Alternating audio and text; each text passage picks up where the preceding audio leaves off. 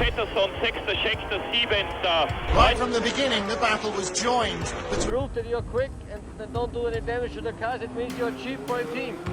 Imagine a Formula One car so ahead of its time, so blisteringly fast, that it won its debut race, and then was never allowed to race again. It sounds like a myth, but it really happened. In 1978, the Brabham BT46B, better known as the fan car, shocked the racing world by dominating the Swedish Grand Prix, and was promptly withdrawn, effectively banned after that single outing. Why would anyone pull a winning car out of competition? Buckle up as we dive into a tale of brilliant innovation, fierce rivalry, and high-stakes politics at the pinnacle of motorsport. Lotus dominance and Brabham's dilemma. To set the stage, we must understand the Formula One world of the late 1970s. The 1978 F1 season was being dominated by Team Lotus, led by Colin Chapman.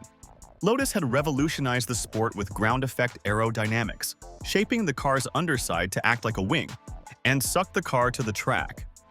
Their Lotus 78 and the new Lotus 79 created massive downforce with minimal drag, making them almost unbeatable. Mario Andretti was cruising toward the championship in his ground effect Lotus, and rivals were scrambling to catch up. Over at Brabham, team owner Bernie Ecclestone and chief designer Gordon Murray were desperate for a way to counter Lotus's advantage. Brabham's BT46 car, powered by a bulky flat 12 Alfa Romeo engine, couldn't easily adopt the Lotus-style Venturi tunnels. The engine was too wide to allow those curved underbody channels Lotus used. Early in the season, Brabham tried some conventional tweaks and even an experimental surface cooling system, but they were still a step behind. Murray knew only an ingenious idea would close the gap. Gordon Murray's loophole and the fan car. Gordon Murray began poring over the rulebook, looking for loopholes. He noticed a key point. Movable aerodynamic devices were illegal. Wings or parts that changed shape or position to boost downforce were banned. But the rules only banned devices whose primary purpose was aerodynamic. This got Murray thinking. What if a moving device could be justified for some other primary purpose, yet still produce a huge aerodynamic benefit? That was the light bulb moment. Murray's inspiration may have come from an earlier racing experiment, Jim Hall's 1970 Chaparral 2J Sucker car in Can-Am sports cars, which had used two fans to create a vacuum under the car. The Chaparral was never raced in F1 and was eventually banned in its own series, but it proved the concept could work. A fan-driven vacuum could generate tremendous grip. Murray envisioned building something similar for Formula One, a single large fan at the back of the Brabham that would literally suck the car to the ground. Officially, this fan would be described as an engine cooling device. It would draw air through the car's radiators to keep the Alfa Romeo engine cool, a legitimate function. Unofficially, it would also pull air from beneath the car, creating a low-pressure zone, a partial vacuum, under the chassis. This vacuum effect would produce enormous downforce, pressing the tires into the asphalt and boosting cornering speeds dramatically. In Murray's design, the BT46B B-Spec car sprouted a conspicuous circular fan at the rear, driven off the engine. When the engine revved up, the fan spun up as well, sucking air out from under the car and blowing it out the back. The result was like an industrial-strength vacuum cleaner attached to an F1 car. It could literally stick the car to the track. Crucially, Murray and the Brabham team made sure this radical idea stayed within the letter of the law. They ensured that over 50% of the airflow the fan pulled was directed toward cooling the engine and oil radiators. In other words, they could credibly claim the primary purpose of the fan was to prevent overheating, not to generate downforce. As long as they maintained that facade, and it had some truth, the BT46B's radiator was mounted flat on top of the engine, relying on the fan for airflow. The device was technically legal. It was a genius bit of rule bending.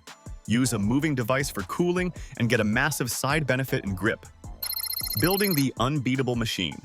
Brabham set to work building this ingenious machine. Now dubbed the Brabham BT46B, the project was top secret. They didn't want other teams catching wind of the idea before it hit the track. Early tests of the fan car were conducted behind closed doors.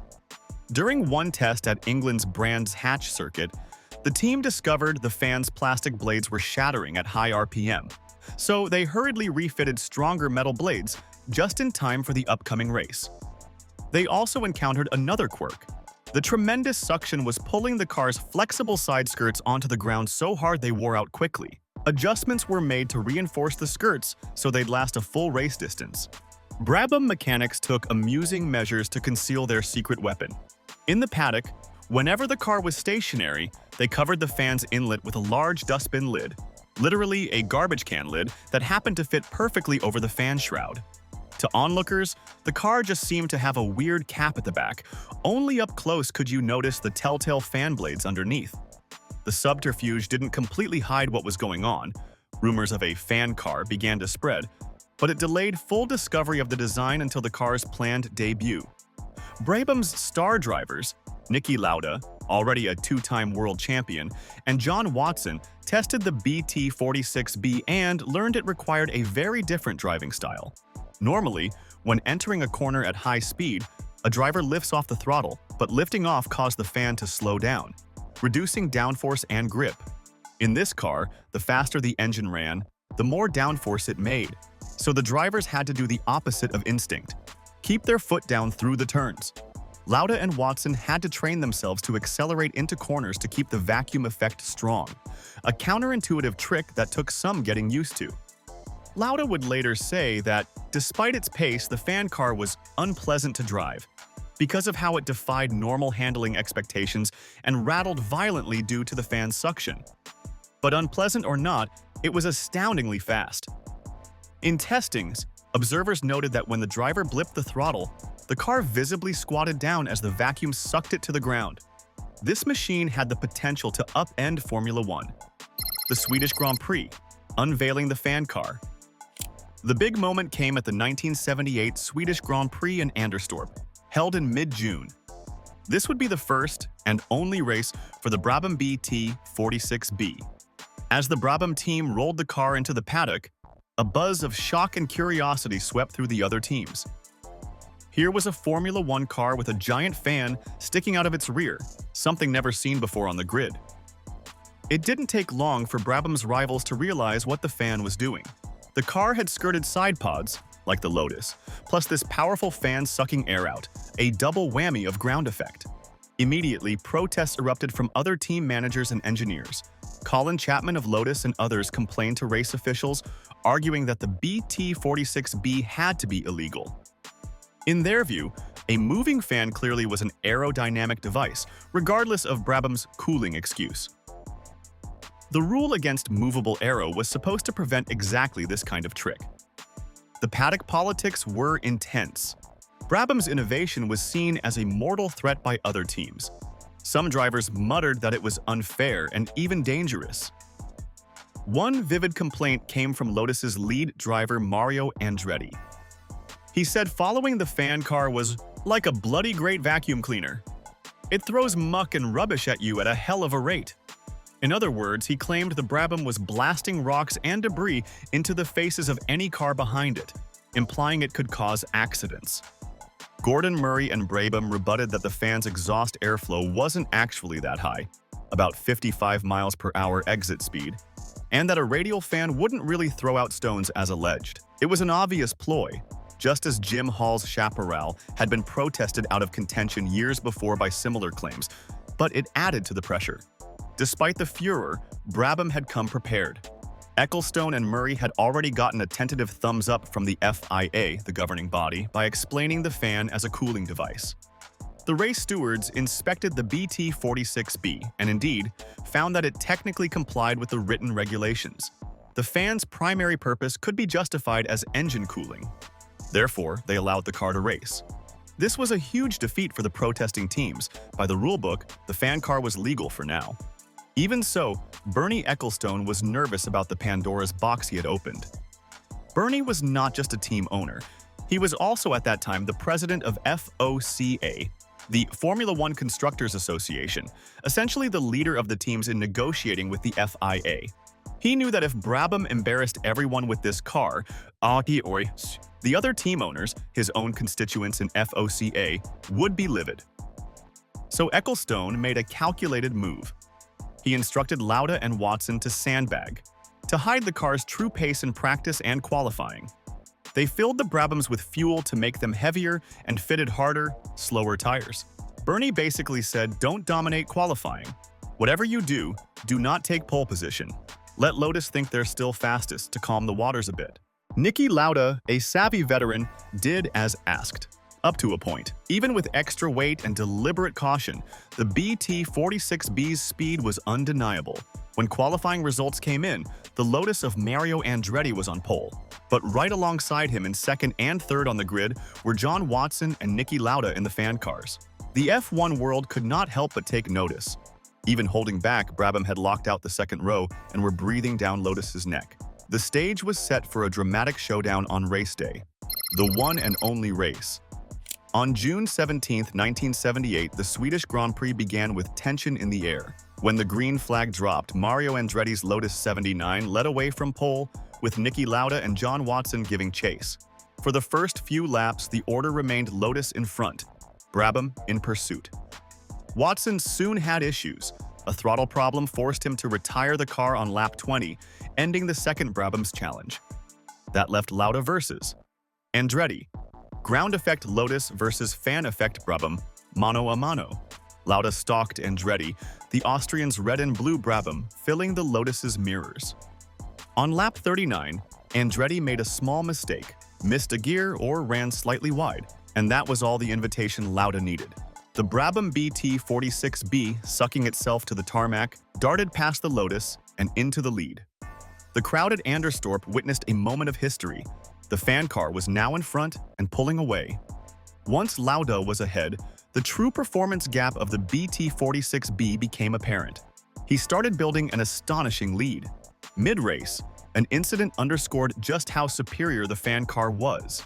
Another car's engine blew and dropped oil on the track, creating a slick hazard in one of the corners. Andretti and others had to back off and tiptoe through the oily section, but Lauda's Brabham practically ignored it. With all that downforce sucking it to the ground, the BT46B could maintain speed where others feared to tread. No one quite knew it, but the race was something of a formality. One journalist later wrote, once the fan car hit the front, it was game over. Niki Lauda drove on to victory, crossing the finish line 34.6 seconds ahead of second-place Riccardo Patrese. In an Arrows, Andretti's Lotus had retired with an engine issue, perhaps in part from pushing so hard, so third place went to Ronnie Peterson's Lotus. But those positions were distant specks behind Lauda's Brabham. A margin of over half a minute is huge in F1 at any time. In 1978, it was simply crushing. The Brabham BT46B had obliterated the competition. It was an emphatic triumph, Brabham's first win of the season, and Lauda's first win with the team. In one fell swoop, the championship battle looked like it might have been blown wide open. The unbeatable Lotus had been beaten convincingly so by a car exploiting a loophole in the rules. Lauda was jubilant, and Murray's radical concept had been vindicated on the stopwatch. In the post-race scrutineering, officials once again looked over the fan car. Technically, it passed inspection. The stewards even explicitly deemed the car legal and allowed the victory to stand. On paper, Brabham could carry on racing this marvel. Murray later mused that if they'd been allowed to keep running it, we would have won the championship easily. That gives an idea of just how much potential advantage the fan car had. It was a game changer. But Formula One is about more than just engineering. It's also about politics and power, and the fan car had upset some very powerful people. Controversy and ban, the aftermath. Brabham's rivals were not going to take this defeat lying down. Even before the race had ended, team bosses were plotting their next moves in the pit lane. The initial strategy was to double down on the safety argument. They claimed the BT46B kicked up debris and posed a danger to other drivers. Lotus's Chapman was especially vocal, fuming that his cars, which had dominated earlier, were now rendered second-rate by this movable aerodynamic gadget. Ken Tyrrell, whose own team was struggling, also joined the chorus. The idea was to pressure the FIA to reconsider and ban the fan car on safety grounds, even though it had passed the technical rules. Under enormous pressure, Bernie Ecclestone made a fateful decision. Just days after the Swedish Grand Prix, he announced that Brabham would withdraw the BT46B from further competition. In fact, Ecclestone himself agreed the car would never race again after Sweden. This was effectively a voluntary ban. The FIA didn't need to officially outlaw the fan car immediately. Bernie took it upon himself to sideline the project, thereby placating the outraged competitors. Ecclestone even tried to save some face by reportedly asking if he could use the fan car for a couple of more races before shelving it. After all, Brabham had spent a lot of money on it. But other teams flatly refused. The fan car had humiliated them, and they wanted it gone now. Legacy of the fan car. Although its life was brief, the Brabham BT46B fan car left an indelible mark on Formula One history. In terms of statistics, it stands alone, the only Formula One car ever to achieve a 100% win record. One race, one win. It's often dubbed the sport's only undefeated car. That perfect record, of course, comes with an asterisk, since it was immediately sidelined. But it adds to the almost mythical aura of the machine. One start, one win, and the end. If this story moved you, drop a like, subscribe, and hit the bell if you don't want to miss more interesting videos.